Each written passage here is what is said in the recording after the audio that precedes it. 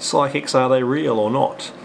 Well, in July 2008 there was this show on Australian TV called The One, and it was pretty much like Australian Idol for psychics. So they did auditions and they selected, apparently, the top 7 best psychics in Australia, and they had this elimination sort of thing. And well, what I'm going to show you here is episode 4 out of 5, so they've already eliminated all but 4 of the top psychics in Australia. So the footage you're going to see is the 4 top psychics in the country, and well, I'll let you be the judge of whether you think psychics are real after looking at this footage. A celebrity psychic reading. Now the twist here is the psychics won't know who they're actually reading. They'll be hidden by a giant screen. But every time the psychic gets a direct hit on a personal detail, the celeb will press this button, turning the orb green, to signify to everybody that that detail is correct. Only got 5 minutes to do it. Only got 5 minutes to do it. Okay, the first thing I'm feeling, there are kids involved here. There's 2 kids. I feel there's 2 children. I really want to say TV around this person as a TV celeb, perhaps. Maybe I'm wrong there. Obviously I am. Okay, I want to say the name Barry as being around this person, has been a very strong family connection. I'm also feeling that I was wrong with the TV celebrity. I feel this is more like a sporting hero. I actually want to say I don't get this as football. I get this more as cricket or tennis. I feel that the children of this person, there is a girl, a daughter, and I feel she has dark hair, the love of the life.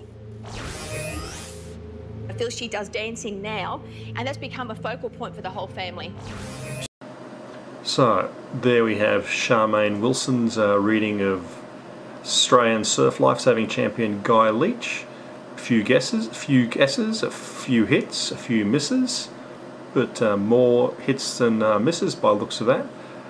But remember, the reading was for 5 minutes, and we just saw 56 seconds worth of footage. So if you take that into account, you can sort of count how many guesses she had, and you can come up with a sort of estimate of how many guesses she must have really done in the full reading to sort of get a real picture of exactly how accurate she might have been. So if you do that, this is the sort of scorecard that the Wilson woman gets. We just saw 56 seconds of footage, and in that time she had 7 guesses. That gives us a guess time of 8 seconds per guess on average, and that means at that sort of rate you would expect her to actually make 38 guesses in that 5-minute period. Like I said, we only saw 7 of them, which means there was 31 missing. So those 31 would have been misses because the show was going to broadcast the hits, because that's what's exciting. So she had 31 misses that we didn't see. There was 2 misses we did see. The apparent success rate from the footage that's broadcast is 71%, but the actual success rate is more like 13%, and that don't impress me much. But she did score 5 hits, right? So that means she's psychic, right? Well, let's have a look at the hits she got in a little bit of detail. So first up, she guesses that the sitter has 2 kids. Well, she's guessed here the average family size in Australia. So I mean, yeah, it could be psychic powers, or maybe, well, if I was trying to guess how many kids someone has without using psychic powers, I would also, probably guess 2 kids, because, like I said, that's the average family size in this country, so it's a pretty good guess to go with. What else? That's right, she guessed he might have been a TV personality. She happened to get that wrong, but let's remember that she already knows that this guy is a celebrity in Australia.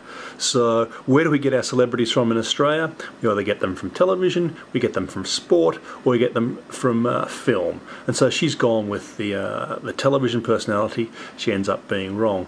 Interestingly enough, when our sitter doesn't buzz on the television personality bit, Wilson goes, "Oh, I think I might have been wrong about the TV personality," which is pretty funny, and then goes to guess the sport, and that's counted as a hit. Well, actually, I don't count that the sport thing as a hit, because that's a second bite of the cherry, and she's gone to just the number 2 guests for Australian personalities. What else has she got? Oh, that's right. She went with the old common name gambit. She's gone, well, it's a hit if you know a Barry, or if anyone in your family knows a Barry. This is a pretty broad sweeping statement to make. I suggest you do the experiment yourself. I've done it myself. I know quite a few Barrys, so I don't think that's a very psychic guess either. Oh yeah, she suggested, well, she missed on the cricket or tennis one when she moved over to the sport personality. Oh, that's right, she's guessed that he has a girl. Well, we've already established that he has 2 children, and if you work out the probability that of someone with 2 children having a girl is 75%. So that's a really high probability guess to guess that he has a girl. He's guessed she has that he has a girl with dark hair. Well, you either have dark hair or light hair, so this is a 50-50 guess. Nothing terribly psychic about that. And she's guessed that his girl likes dancing. Well, again, a lot of girls have dancing as one of their hobbies. And remember, these guesses are guesses. These are sort of the guesses we're hearing here are 7 of the about approximately 31 guesses she's had. So, do I think there's anything here that suggests that, you know, we need to modify the laws of physics? Does it seem like this woman is psychic? I don't believe so. And remember, this woman is one of the top 4 psychics in the country. This is as good as it gets.